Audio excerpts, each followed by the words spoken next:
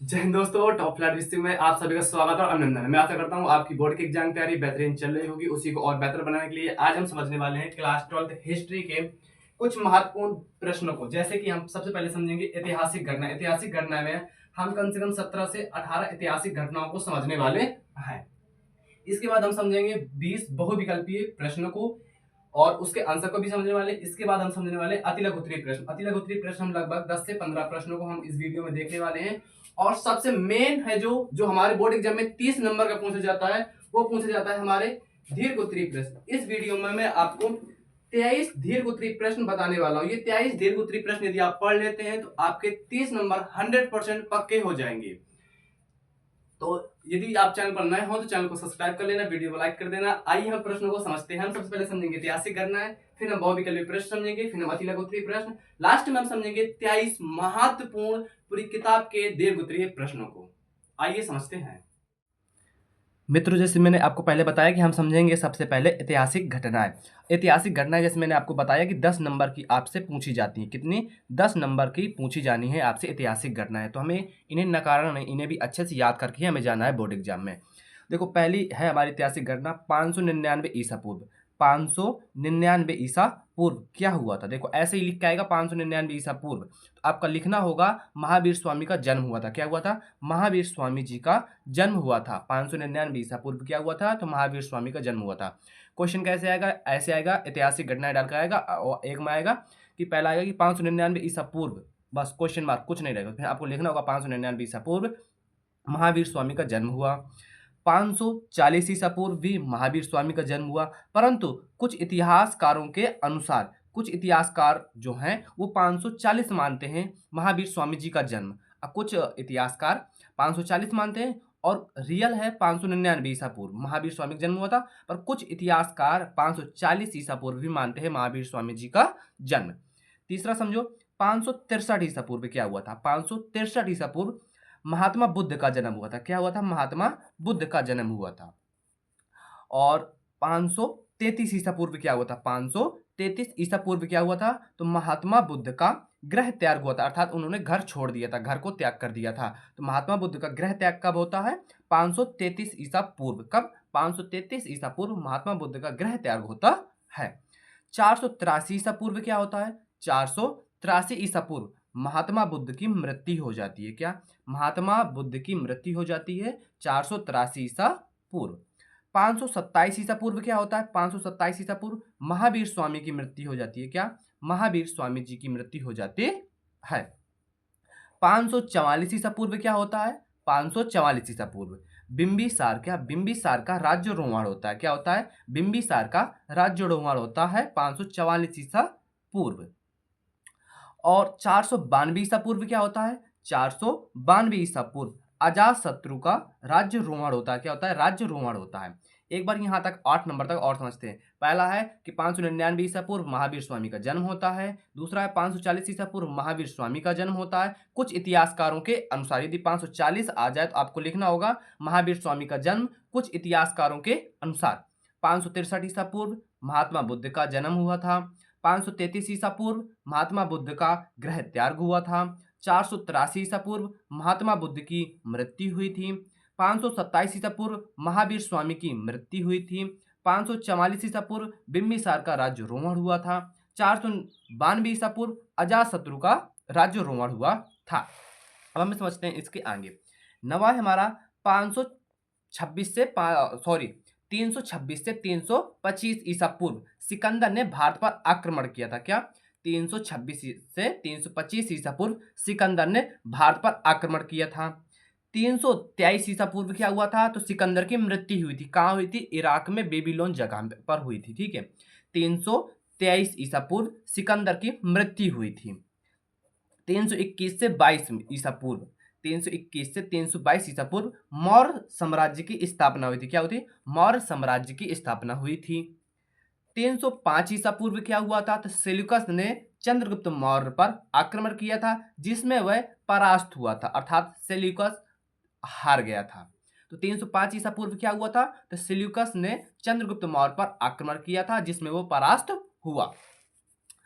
13 number पर समझो कि 261 ईसा पूर्व क्या हुआ था, तो कलिंग का युद्ध बोल दो, या फिर कलिंग ने अशोक ने कलिंग पर आक्रमण किया था, या आप ये लिख दो 261 ईसा पूर्व क्या 261 ईसा पूर्व क्या हुआ था, तो कलिंग युद्ध हुआ था, या अशोक ने कलिंग पर आक्रमण किया। 14 नंबर का समझो कि 185 ईसा पूर्व क्या हुआ था, 185 ईसा पूर्व तो मगध से मौर्य साम्राज्य का अंत हुआ था, और इस पर पुष्यमित्र शुंग ने अपने वंश की स्थापना की थी। पुष्यमित्र शुंग ने शुंग वंश की स्थापना की थी। शुंग वंश की स्थापना की थी। कब की थी? 185 ईसा पूर्व। मगध से, पहले समझो, मगध से मौर्य वंश का शासन का अंत होता है, और इसके बाद पुष्यमित्र शुंग ने अपने वंश का शासन स्थापित किया था। और आगे समझो 15 में कि 232 ईसा पूर्व क्या हुआ था, 232 ईसा पूर्व अशोक की मृत्यु हुई थी। क्या हुई थी? अशोक की मृत्यु कब हुई थी? 232 ईसा पूर्व अशोक की मृत्यु हुई थी। 16 नंबर का समझो 269 ईसा पूर्व अशोक का राज्य अभिषेक हुआ था। देखो ये याद रखना कि 232 ईसा पूर्व अशोक की मृत्यु हुई थी, 269 ईसा पूर्व अशोक का राज्य अभिषेक हुआ था, और 273 ईसा पूर्व अशोक मगध की गद्दी पर बैठा था। तो पहले हमें समझना है 273 ईसा पूर्व क्या हुआ था, तो अशोक मगध की गद्दी पर बैठा था। इसके बाद 269 ईस्वी में क्या हुआ था, अशोक का राज्याभिषेक हुआ था, और 232 ईसा पूर्व अशोक की मृत्यु हो जाती है। और 18वें नंबर का है 250 ईसा पूर्व पाटलिपुत्र में तृतीय बौद्ध संगीति हुई थी। ये ईसा पूर्व से संबंधित महत्वपूर्ण तिथियां थी जो हमने इस वीडियो में समझा। इसके आगे हम नेक्स्ट वीडियो में ईसवी से संबंधित महत्वपूर्ण घटनाओं को पढ़ेंगे। मैंने आपको 18 महत्वपूर्ण ईसा पूर्व की तिथियां बताई, जिनमें से आपको यह समझो कि 2 से 3 नंबर 100% पक्के हैं बोर्ड एग्जाम में। तो चलो अब हम समझते हैं इसके आगे। समझना है बहुविकल्पीय प्रश्न। आप सभी को पता होगा जैसे कि आपके बोर्ड एग्जाम में 10 नंबर का ये भी पूछा जाएगा, तो आपको बहुविकल्पीय प्रश्न भी कम से कम 200 से 300 तैयार करके ही जाने हैं। तो पहला बहुविकल्पीय प्रश्न हमारा कि भारतीय गणतंत्र की स्थापना कब हुई थी? भारतीय गणतंत्र की स्थापना कब हुई थी? 1947, 1948, 1949 या 1950। तो बताइए भारतीय गणतंत्र की स्थापना कब हुई थी? तो आप सभी को पता होगा 26 जनवरी 1950 को भारत गणतंत्र राष्ट्र बना था। नेक्स्ट क्वेश्चन है, क्वेश्चन नंबर दूसरा है हमारा कि किसे मृतकों का टीला कहा जाता है? किसे मृतकों का टीला कहा जाता है? सुरकोतड़ा, चुड़ंदड़ो, मोहनजोदड़ो या लोथर। तो बताओ किसे मृतकों का टीला कहा जाता है? तो आप सभी को पता होगा मोहनजोदड़ो को कहा जाता है। मोहनजोदड़ो को मृतकों का टीला कहा जाता है। क्वेश्चन नंबर तीसरा है हमारा कि पृथक निर्वाचन मंडल बनाए रखने की सशक्त दलील किसने पेश की थी? पृथक निर्वाचन मंडल बनाए रखने की सशक्त दलील किसने पेश की थी? एनजी रंगा, पी पोकर बहादुर, एनएस मुखर्जी या इनमें से कोई नहीं। आप सभी को बताओ, आप सभी लोग बताओ कि पृथक निर्वाचन मंडल बनाए रखने की सशक्त दलील किसने पेश की थी? तो आप सभी को पता होगा एनजी रंगा। किसने? एनजी रंगा ने। नेक्स्ट क्वेश्चन है, क्वेश्चन नंबर चौथा है हमारा कि महाभारत के रचयिता हैं। महाभारत के रचयिता हैं कृष्ण भगवान, महर्षि वेद व्यास, विदुर या अर्जुन। तो आप सभी को पता होगा महर्षि वेद व्यास जी ने महाभारत की रचना की थी। महर्षि वेद व्यास जी ने महाभारत की रचना की थी। क्वेश्चन नंबर 5वां है हमारा कि व्यापगत नीति किससे संबंधित है? व्यापगत नीति किससे संबंधित है? आप सभी को पता होगा लॉर्ड डलहौजी से। किससे? लॉर्ड डलहौजी से संबंधित है। किससे संबंधित है? लॉर्ड डलहौजी से संबंधित है।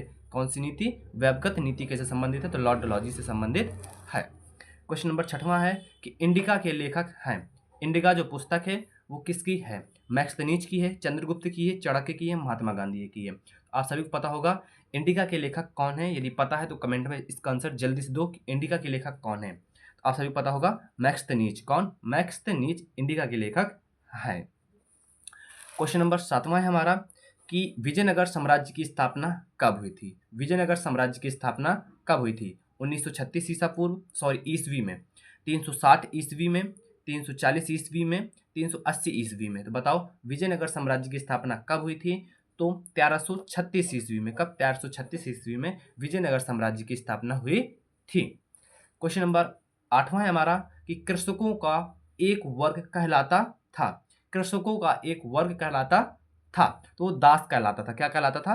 दास कहलाता था। कृषकों का एक वर्ग कहलाता था तो दास कहलाता था। क्या कहलाता था? दास कहलाता था। और विजयनगर साम्राज्य की स्थापना कब हुई थी? तो 1336 में हुई थी। कब हुई थी? 1336 में हुई थी। इंडिया के लेखक कौन है? तो मैक्सथनीज है। वैवगत नीति का संबंध किससे? तो लॉर्ड डलहौजी से। महाभारत की रचना किसने की थी? तो महर्षि वेद व्यास जी ने की थी। प्रथा के निर्वाचक मंडल बनाए रखने की सशक्त दलील किसने पेश की थी? तो एनजी रंगा ने पेश की थी। और किसे मृतकों का टीला कहा जाता है? तो मोहनजोदड़ो कहा जाता है। भारतीय गणतंत्र की स्थापना कब हुई थी? तो 1950 को हुई थी।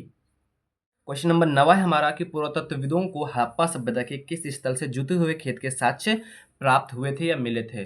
पुरातत्वों को हड़प्पा सभ्यता के या सिंधु घाटी सभ्यता के किस स्थल से जुते हुए खेत के साक्ष्य मिलते हैं? धौलावीरा, राखीगढ़, कालीबंगा या रंगपुर? तो आप बताओ कि पुरातत्वों को हड़प्पा सभ्यता के किस स्थल से जुते हुए खेत के साक्ष्य मिलते हैं? जुते हुए खेत के साक्ष्य मिलते हैं तो कालीबंगा से मिलते हैं। कहाँ से मिलते हैं? कालीबंगा से हड़प्पा सभ्यता के जुते हुए खेत के साक्ष्य प्राप्त होते हैं। क्वेश्चन नंबर 10वां है कि द्वितीय गोलमेज सम्मेलन कब आयोजित किया गया था?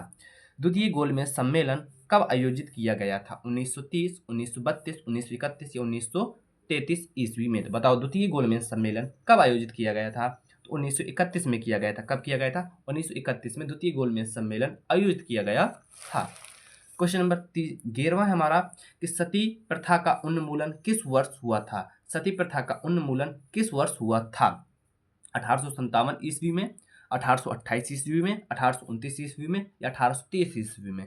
बताओ सती प्रथा का उन्मूलन किस वर्ष हुआ था? आप सभी को पता होगा 1829 ईस्वी में। यदि नहीं पता है तो ये क्वेश्चन सभी तैयार करके ही बोर्ड एग्जाम में आपको बैठना है।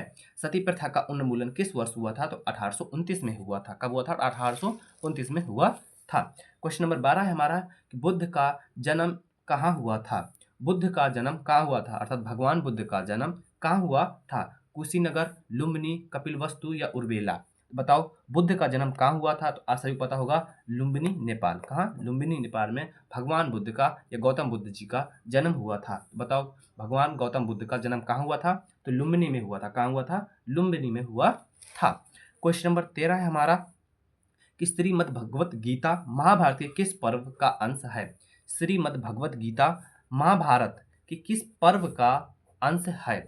द्रोण पर्व, भीष्म पर्व, शांति पर्व, अनुशासन पर्व? बताओ श्रीमद् भगवत गीता महाभारत के किस पर्व का अंश है? तो आप सभी को पता होगा भीष्म पर्व का। किसका? भीष्म पर्व का भाग है। श्रीमद् भगवत गीता महाभारत के किस पर्व का भाग है? तो भीष्म पर्व का भाग है। क्वेश्चन नंबर 14 है हमारा कि विजयनगर साम्राज्य की स्थापना की थी। विजयनगर साम्राज्य की स्थापना किसने की थी? हरिहर एवं बुक्का ने, कृष्णदेव राय ने, देवराय द्वितीय ने या राम राय ने? अब अभी सभी आपको मैंने अभी बताया थोड़ी देर पहले कि विजयनगर साम्राज्य की स्थापना 1336 ईस्वी में हुई थी। कब हुई थी? 1336 ईस्वी में हुई थी। और विजयनगर साम्राज्य की स्थापना किसने की थी? तो आप सभी को पता होगा। यदि नहीं पता तो इसको भी तैयार करके जाना है।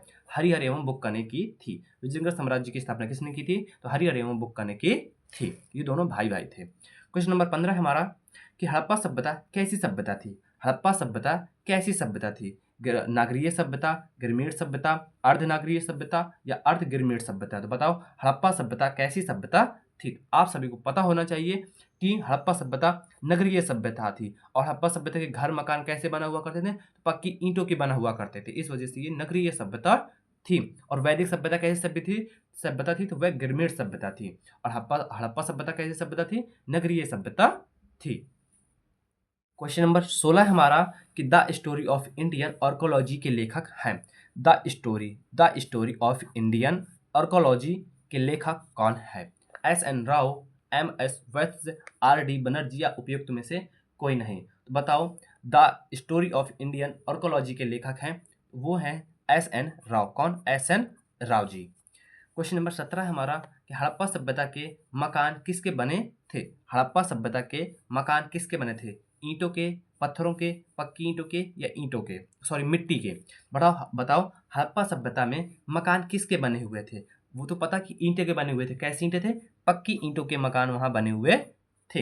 हड़प्पा सभ्यता के मकान किसके बने हुए थे? पक्की ईंटों के बने हुए थे। क्वेश्चन नंबर 18 हमारा कि बिंबिसार किस वंश से संबंधित था? बिंबिसार किस वंश से संबंधित था? नंद वंश से, गुप्त वंश से, मौर्य वंश से या हर्यक वंश से? बताओ बिंबिसार किस वंश से संबंधित था? तो वह हर्यक वंश से संबंधित था। किससे संबंधित था? हर्यक वंश से बिंबिसार संबंधित था। बिंबिसार किस वंश से संबंधित था? तो हर्यक वंश से संबंधित था। क्वेश्चन नंबर 19 है हमारा कि निम्न में से किसकी अभिलेखों में राजा को देवताओं का प्रिय बताया गया है? निम्न में से किसके अभिलेखों में राजा को देवताओं का प्रिय बताया गया है? अशोक, चंद्रगुप्त मौर्य, कुमारगुप्त या पुष्यमित्र? तो बताओ निम्न में से किसके अभिलेखों में राजा को देवताओं का प्रिय बताया गया है? तो वो अशोक को बताया गया है। किसको बताया गया है? अशोक को। अशोक के अभिलेखों में देवताओं का प्रिय बताया गया है, अशोक को बताया गया है। क्वेश्चन नंबर 20 है हमारा कि सारनाथ में महात्मा बुद्ध द्वारा दिया गया प्रवचन कहलाता है? सारनाथ में महात्मा बुद्ध द्वारा दिया गया प्रवचन कहलाता है माध्यम मार्ग, धर्म समागम, धर्मचक्र प्रवर्तन या परिनिर्वाण? तो बताओ सारनाथ में महात्मा बुद्ध द्वारा दिया गया प्रवचन क्या कहलाता है? तो आप सभी को पता होगा धर्मचक्र प्रवर्तक। क्या? धर्मचक्र प्रवर्तक या परिवर्तन।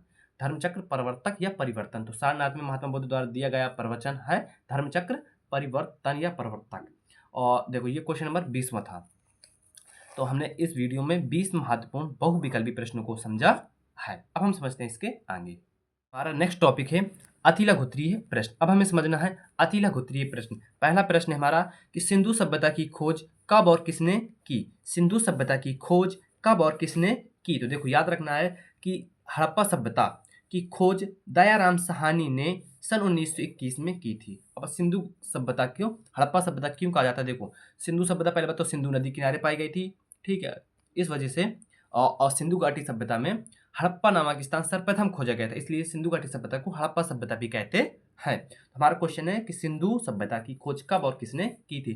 तो हड़प्पा सभ्यता की खोज, हड़प्पा बोल दो या इसी को सिंधु सभ्यता बोल दो। क्या? सिंधु सभ्यता। सिंधु सभ्यता की खोज दयाराम साहनी ने सन 1921 में की थी।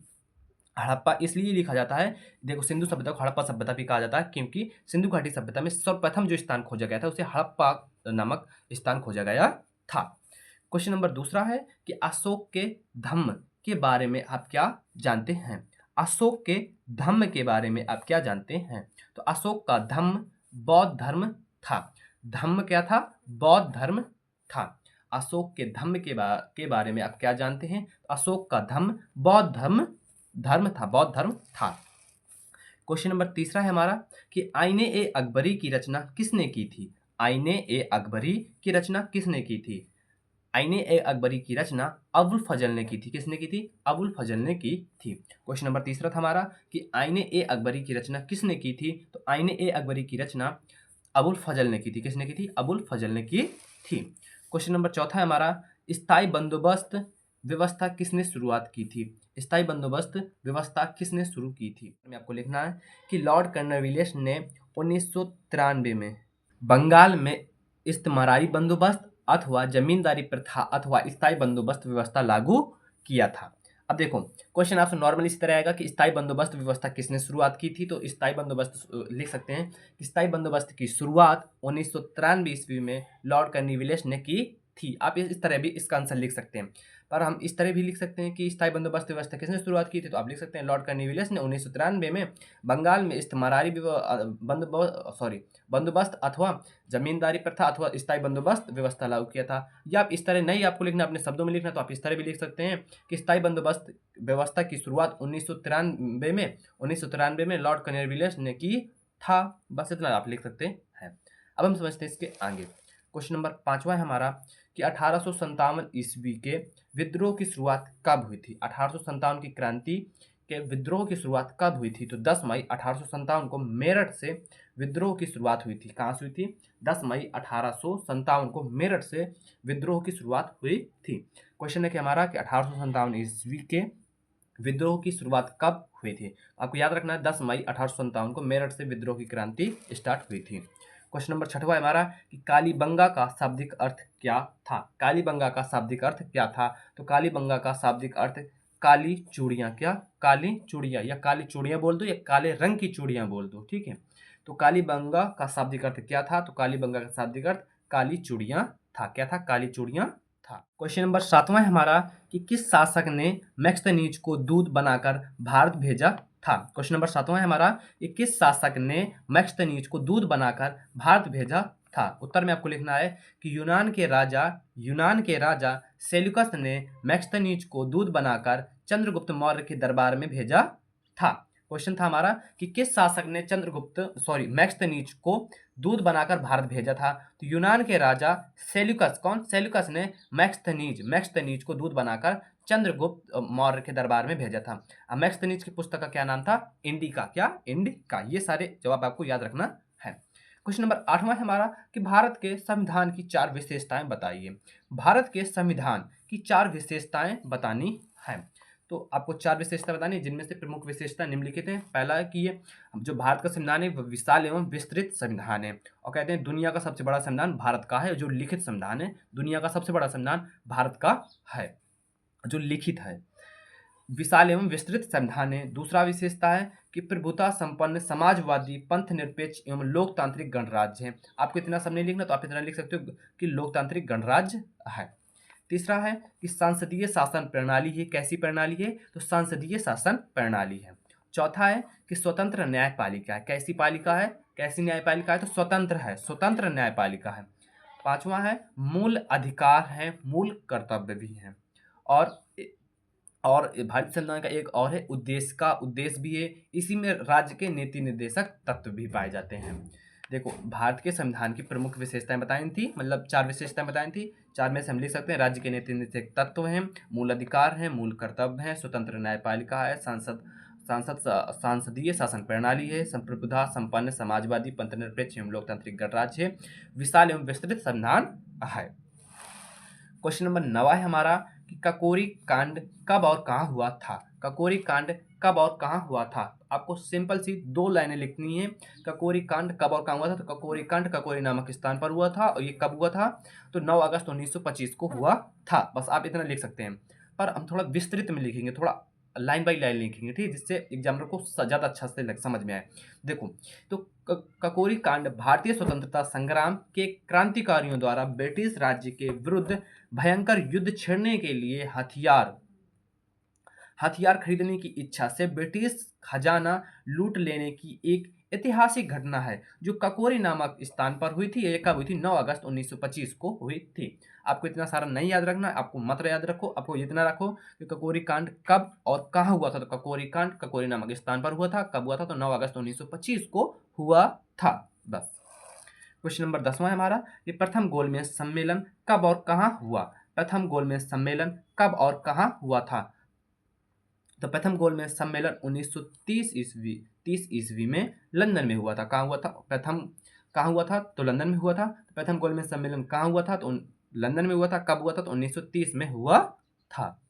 क्वेश्चन नंबर 11 है हमारा कि संविधान सभा में कुल कितने सदस्य थे? संविधान सभा का अध्यक्ष कौन था? संविधान सभा में कुल कितने सदस्य थे? संविधान सभा का अध्यक्ष कौन था? तो देखो, संविधान सभा में कुल 389 सदस्य थे। कितने थे?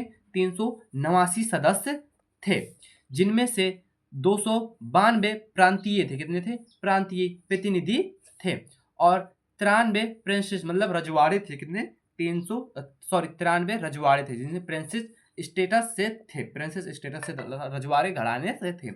भारत के विभाजन के समय सदस्यों की संख्या घटकर 299 रह गई थी, और संविधान सभा के अध्यक्ष डॉक्टर राजेंद्र प्रसाद थे। एक बार इस प्रश्न को और अच्छे से समझते हैं कि संविधान सभा में कुल कितने सदस्य थे और इनका संविधान सभा का अध्यक्ष कौन था। तो संविधान सभा का अध्यक्ष डॉक्टर राजेंद्र प्रसाद था। ये आपको समझ में आ जाना चाहिए। अब ये समझो कि संविधान सभा में कुल कितने सदस्य थे। तो संविधान सभा में कुल 389 सदस्य थे। कितने थे? 389 सदस्य, जिनमें से 292 राज्यीय थे। कैसे? राज्यीय अर्थात प्रांतीय थे, प्रांतीय प्रतिनिधि थे। प्रांतीय अर्थात राज्य के थे, ठीक है। और 93 अर्थात 93 प्रिंसेस स्टेट्स थे, अर्थात ये रजवाड़े थे, राजाओं के वंशज राजा हुआ करते थे। कितने? राजा हुआ करते थे। आप ये लिख सकते हो, राजा हुआ करते थे। भारत के विभाजन के बाद सदस्यों की संख्या घटकर 299 बची थी। कितनी बची थी? 299 रह गई थी। और संविधान सभा के अध्यक्ष डॉक्टर राजेंद्र प्रसाद जी थे। कौन थे? डॉक्टर राजेंद्र प्रसाद जी थे। नेक्स्ट क्वेश्चन है क्वेश्चन नंबर 12वां। समझो कि असहयोग आंदोलन कब और क्यों वापस लिया गया? असहयोग आंदोलन कब और क्यों वापस लिया गया था? तो 4 फरवरी 1922 को, देखो ये याद रखना डेट, 1922 को, वो भी 4 फरवरी 1922 को। अब देखो एमसीक्यू में आपसे पूछ सकता है कि असहयोग आंदोलन कब हुआ था, तो आपको याद रहना चाहिए ना कि 4 फरवरी 1922 को किसानों के एक समूह ने संयुक्त प्रांत के चौरी चौरा पुरवा, चौरी चौरा पुरवा मतलब एक छोटा सा गांव होता है, उसी को पुरवा बोलते हैं, ठीक है, इलाका होता है, ठीक, उसी को पुरवा बोलते हैं। पुरवा में एक पुलिस स्टेशन पर हमला कर उसमें आग लगा दी थी। क्या आग लगा दी थी? इस अग्निकांड में उनके मतलब अनेक पुलिस वाले मारे गए थे। लगभग 22 पुलिस वाले थे। कितने थे? लगभग 22 पुलिस वाले थे जो मारे गए थे। हिंसा की इस कार्यवाही से आघात गांधी जी ने असहयोग आंदोलन वापस ले लिया था। ठीक है, इस क्वेश्चन को एक बार और समझते हैं कि असहयोग आंदोलन कब और क्यों वापस लिया गया था। तो 4 फरवरी 1922 को किसानों के एक समूह ने संयुक्त प्रांत के चौरी चौरा पुरवा में एक पुलिस स्टेशन पर आग लगा दी थी, जिसमें लगभग जो पुलिस वाले थे वो लगभग 22 पुलिस वाले मारे गए थे और गांधी जी ने हिंसा को देखते हुए असहयोग आंदोलन को वापस ले लिया था। आशा करता हूं आपको ये क्वेश्चन अच्छे से समझ में आ गया होगा। अब हम समझते हैं नेक्स्ट क्वेश्चन। क्वेश्चन नंबर 13 समझो कि 1857 के विद्रोह में प्रयुक्त प्रतीक चिन्ह क्या था? 1857 के विद्रोह में प्रयुक्त प्रतीक चिन्ह क्या था? तो कमल का फूल और रोटी। रोटी को चपाती बोलते हैं कहीं कहीं, तो चपाती आप लिख सकते हो, ठीक है, रोटी या चपाती। तो कमल का फूल और रोटी। 1857 के विद्रोह में प्रयुक्त प्रतीक चिन्ह क्या था? तो कमल का फूल और रोटी था। क्या था? कमल का फूल और रोटी था। क्वेश्चन नंबर 14 है हमारा कि अमला कौन था? अमला कौन था? अमला कौन था? देखो क्वेश्चन नंबर 14 है और छोटा सा क्वेश्चन है कि अमला कौन था, और 2 नंबर के बोर्ड एग्जाम में आपको देखने को मिल सकता है। तो अमला जमींदारों की ओर से एक गांवों से राजस्व वसूली करता था। ये जमींदारों का स्थानीय कर्मचारी होता था। अमला कौन था? अमला जमींदारों की ओर से एक गांव में राजस्व वसूल करता था, अर्थात टैक्स अर्थात कर वसूल करा करता था। ये जमींदारों का स्थानीय कर्मचारी हुआ करता था। क्वेश्चन नंबर 15 है हमारा कि भारत में अकबर की सफलता के 2 कारण लिखिए। भारत में अकबर की सफलताओं के 2 कारण लिखना है। तो पहला कारण है कि अकबर की उदार धार्मिक नीति। अकबर की उदार धार्मिक नीति। दूसरा है अकबर की राजपूत नीति, जिसमें उसने राजपूत परिवारों से वैवाहिक संबंध स्थापित किए और उन्हें उच्च मनसब प्रदान किया था। देखो भारत में अकबर की सफलता के 2 कारण लिखने। पहला कारण था अकबर की उदार धार्मिक नीति। दूसरा है अकबर की राजपूत नीति, जिसमें उसने राजपूत परिवारों से वैवाहिक संबंध स्थापित किए और उन्हें उच्च मनसब प्रदान किए थे। ये थे हमारे 15 महत्वपूर्ण अति लघु उत्तरीय प्रश्न। अब हमें समझना है दीर्घ उत्तरीय प्रश्न, तो उन्हें भी समझते हैं।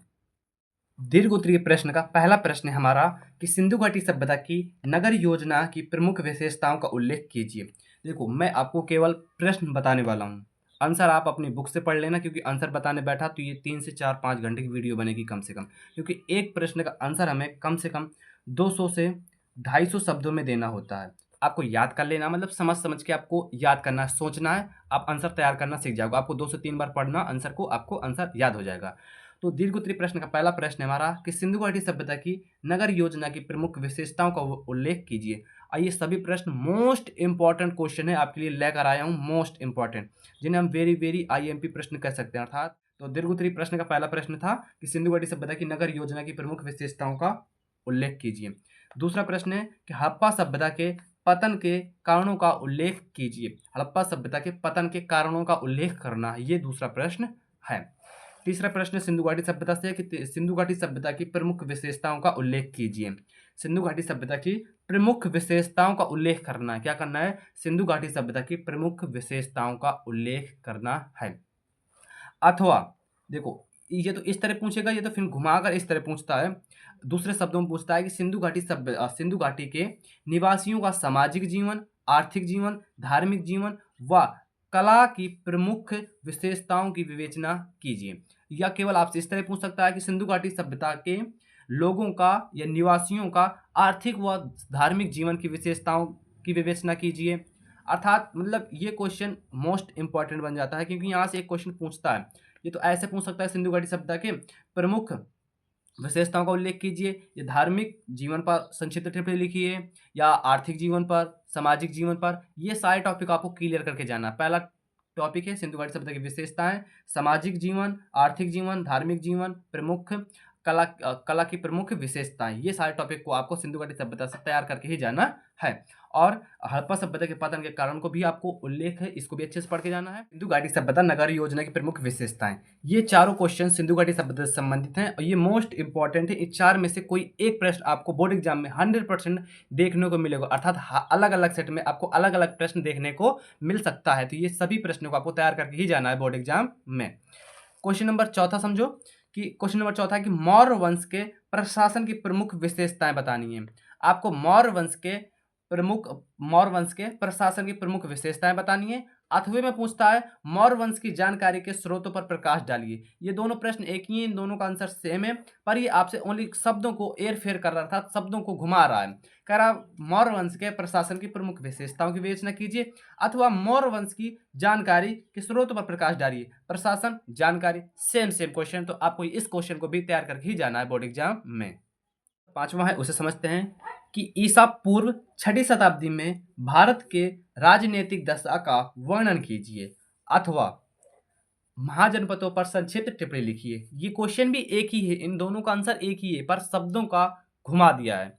इसमें 16 महाजनपदों पर टिप्पणी, अर्थात हर 16 महाजनपदों के बारे में आपको बताना है कि महाजनपदों पर एक संक्षिप्त टिप्पणी लिखिए। क्वेश्चन है कि ईसा पूर्व 6वीं शताब्दी में भारत की राजनीतिक दशा का वर्णन कीजिए।